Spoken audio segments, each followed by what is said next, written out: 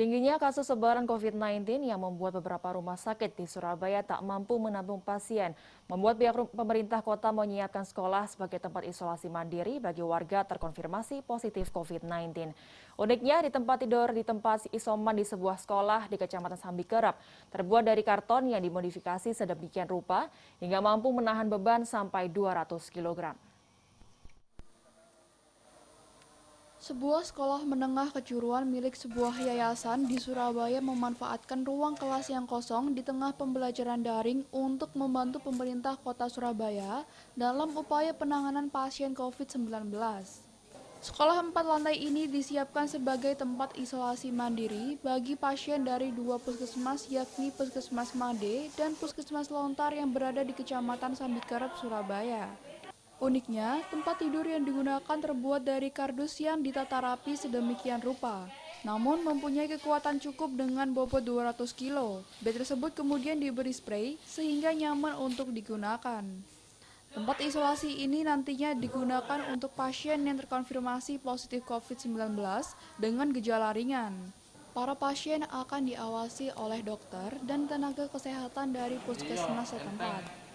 Yang nanti ada di sini itu kan adalah warga yang terkonfirmasi positif, baik dari hasil swab antigen positif maupun PCR.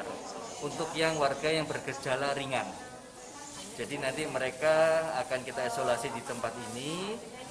Setelah itu nanti mereka akan mendapatkan kunjungan dari dokter tiap hari. Jadi tenaga kesehatan atau dokternya nanti tidak stay di sini, tapi nanti akan tiap hari ada kunjungan ke sini. Sementara Monica Suryani, perwakilan Yayasan Sekolah mengatakan tingginya angka kasus terkonfirmasi positif COVID-19 serta kondisi rumah yang over kapasitas membuat pihaknya ikut berpartisipasi dalam upaya penanganan terhadap pasien dengan menjadikan sekolah sebagai tempat isolasi mandiri.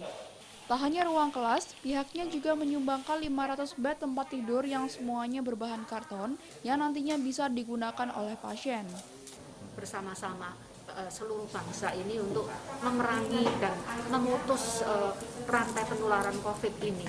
Jadi akhirnya kemudian memikirkan kenapa tidak, karena di sini SMK ini kan ada tempatnya, sedangkan sekolah kan memang masih lagi dengan daring.